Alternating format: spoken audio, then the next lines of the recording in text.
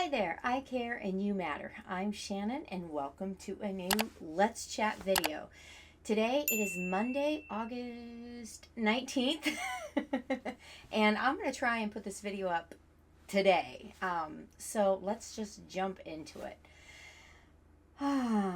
First of all, last week I had Mark's physical, and it was the first physical and he was 18. He was legally an adult, and let me tell you what, it has been a journey. We got Mark a bank account like 2 days after his 18th birthday, and I installed the app and I told him the importance of the app so we can check his balance before he uses his debit card. And he doesn't have access, he carries it in his wallet, but he doesn't have real access to spending the money. But I wanted him to know the purpose of the app. Well, I'm an idiot. I'm a darn fool, because his aunt sent him a check for $50, and when I tried to log in to his app to deposit the actual check after he had printed his name on it to endorse it, I could not get into the app for the life of me. And I'm thinking, what is going on? I know I wrote this down correctly. And then it dawns on me, Mark was futzing around with his phone. And you know, if you enter your password incorrectly so many times, you get locked out and you have to reset it. Oh, goodness. So I call the bank and think, no problem, we'll get it reset. Oh, no. They wouldn't talk to me because Mark's 18 now. Oh boy, that was fun. I'm thinking, what am I going to do? I tried to explain Mark has special needs. He has an intellectual disability. He has a communication disorder. They didn't care. They wanted to talk to him. So I'm already running into the challenges of not having guardianship. However, I have, under the advice of counsel, one of my very best friends who has taken care of me all these years. He might as well be like a father figure to me. He has said, do not make the same mistake that I did. Do not take guardianship. Do not. So I am choosing to heed that warning and learn from that man's struggles. And I'm not going to take guardianship. We're going to do a supported decision-making agreement, but we don't have that in place yet. And I'm thinking, well, good God, what am I going to do now? So I put the phone on speaker and I whispered in Mark's ear, I'm going to whisper the answer. You repeat it. And thank Jesus, he did a good job, and we were able to get it reset. And you better believe it, I promptly removed the app off of his phone because I can't do that again. And that's just one instance of he turned 18 on the 8th, so it has been 11 days, and it has been just constant issues so far. So there's been a lot of stress right now, but I'm trying to just one day at a time, right? One day at a time. But on a happier note, I want to thank all of you who watched my last video. I think it was last week, and I was struggling with direction, not knowing what to do. And I realized through some of your comments, again, thank you so much, that I was acting out of fear. Don't we all do that sometimes? And I had really enjoyed writing this middle grade fiction book. The series is called Tether and Token. And I completed the first book. I mean, literally wrote it, had beta readers, edited it, I laid it out in design. I did the cover art, and I even created the ebook. And not only that, I'm halfway through the second book. But I allowed my fear of failure, let's just call a spade here. I let my fear of failure stop me, because I've read and I've watched lots of videos here online on YouTube about how difficult it is to promote a self-published middle grade book. If you're unfamiliar with what middle grade is, that's not middle school. That's upper primary. So 2nd, 3rd, 4th, 5th grade. Specifically, my books are targeted at 8 years old and up. And I've specifically written them and designed them for reluctant readers. So they're short chapters. There's far fewer words in the book in total. But it's still got a great story, because when I was teaching 4th grade, I had a lot of kids who read at a lower level, but were really embarrassed about picking up the books to read that were genuinely their reading level, because they looked like little kid books. And my heart broke for them. And so I'm kind of using, I am using my experience and my heart for teaching and very intentionally designing these books and writing these books. And I'm not sacrificing story in order to make it a lower level read. I mean, an adult could read this book, and it's a short, quick read that's entertaining. It's got action, no gratuitous no violence at all, to be honest with you. Anyway, so what I'm getting at is I'm really proud of the series that I developed. But I let fear creep in. Why? Because of our current financial situation. Jason lost his job, as you probably already know, and he's struggling to put together his resume portfolio, and he's made a lot of progress in the past week. So I'm hoping he's going to be ready to start applying for jobs here in the next week or so. But I'm sure y'all know the job market is not great. The economy isn't awesome. And so that leaves me sitting here feeling like I don't have the time or the freedom or the latitude to waste any of my time and effort, because let's face it, time and energy are two of our greatest resources, and I just don't feel right now like I have capacity to waste that between the financial situation and the Mark situation. Oh, his disability was denied as well, so that's fun. I get to appeal that, which is overwhelming.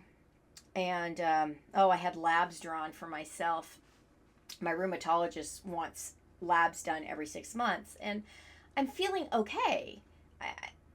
But the labs showed otherwise. And she reached out and she said, everything is okay. It's stable, but you have your C-reactive protein has gone up. She wanted to know how am I feeling. She sent me a message over my chart. And I paused for a second because how am I feeling? I'm go, go, go, go, go. And sometimes you just keep going because you don't have an option to stop. And I realized that, oh, wait, I am kind of sore. Ooh, the body doesn't lie, right? The body keeps score. Even though mentally I'm trying, I think in a lot of ways I'm okay because I have to be okay. And so your messages, your comments last week really, really helped because it gave me some clarity that I needed.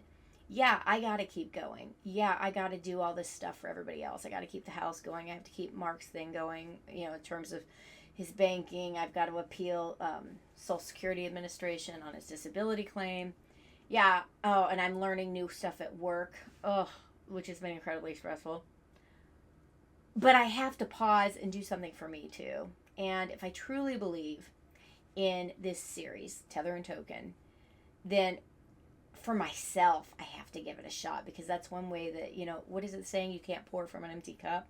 That's one way that I fill my cup, by working on something that I believe in and that I think kids will enjoy and that hopefully can make a difference. But ultimately, it's a hobby for me. And I used to love to sew. I used to love to crochet. Psoriatic arthritis, I used to draw. And psoriatic arthritis has taken all of that from me. So I think it's really important and really healthy for me to go ahead and pour some energy into something just because I want to. There's value in that, because there's so much that I have to do that I don't want to do, but I can't get away from it. I can't get around it. And so I think, what is the saying? Work hard, play harder. Work like, how did I used to have a big poster on my wall. What did it say? Work like a captain, play like a pirate. I love that. And I think I've gotten too far away from that. I shouldn't have given that away. I should have kept that. I gave it away to Value Village. Work like a captain, play like a pirate. And there has to be balance, right? And I think over the last 2-3 months, I've allowed fear to kick me off kilter, to take away my balance. And so, thanks to your many comments, and thanks to the clarity of realizing that, wait, I'm acting on fear, not having enough faith in myself. And so I guess what I'm saying is, I'm not, like many of you have said, there's value in just doing it for fun's sake. I don't have to do it for income. I have a job. right? I work part-time. I've worked for this particular organization for 15 years now.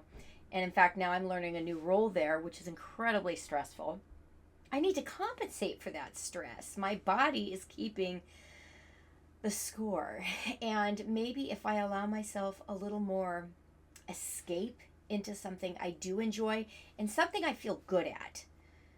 When you parent somebody with special needs, it's very easy to fall into the trap of feeling like you're not doing it good enough, you're not making enough effort. There's, at least for me personally, and that's all I can speak from my experiences, I have a desperate desire to want to fix things.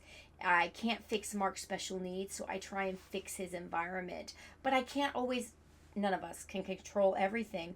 But ultimately, unfortunately, I tend to take it as a bit of a failure. I should have known better than to give Mark access to the bank app on his phone. But he was turning 18 and his will is there. He desperately wants to be able to do things. And there are a lot of things he can do. But that doesn't negate the fact that the reality is that there's many things he can't nor will ever be able to do. And that's not me being mean. That's me being real, right? Clear is kind, and the truth will set you free. Well, if I had accepted the truth that even though Mark wanted to have the bank app, even though I wanted him to be able to do that, to step into that grown-up thing, it doesn't negate the fact that he just simply can't. And that's okay, but I need to remember that. What I want is not necessarily reality. And so, you know what? This might absolutely flop, my book series. No one might read it, but you know what? There's value in me having the escape of working on something that, one, I can control, that, two, is completely and totally mine, which is really exciting. And three, I think there's value in ensuring that we don't allow fear to become a roadblock, because it doesn't have to be. There's going to be plenty enough roadblocks out there already. I don't have to let fear be one of them. So that is where I've landed, and it has been quite a week. I do want to say too, again, your comments throughout the week were little bright reminders that I have value, that I'm not just Mark's mom, that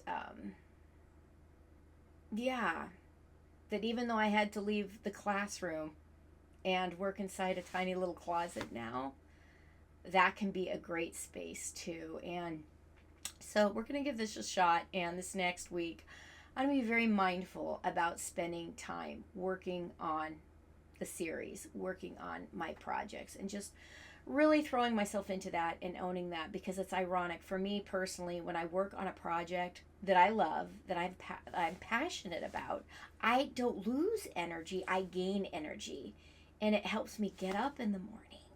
And wow, boy, just talking about that there's value in all of that, not monetary value, and it's invaluable.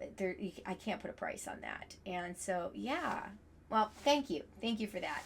I'm also considering coming up with videos about documenting my writing process and calling it Writing Wednesdays. I don't know if I'm going to do that. I'm going to continue these Let's Chat videos because I enjoy those. I enjoy having the community with you. I enjoy doing the office supply videos because, well, I just love office supplies. I even took out a domain, I don't know if I'm going to use it, calling myself the Analog Advocate, because I am very much an analog girl. I am not Insta or short form anything. And I like the process of writing by hand. And so I don't know, I might do something with that too. But for now, thank you. I'm moving forward with my fiction series, so wish me luck with that. In the meantime, thank you so much for watching. And if you have gained anything from this video, I ask that you pay the fee. Even if you haven't gained anything, but you've enjoyed this, I'd ask you to pay the fee. What's the fee? Share me. Consider sharing my link, my YouTube channel, this video with anybody else who you think might be encouraged by this content. And that's all I've got for today. Until next time, I'll catch you later. Bye-bye.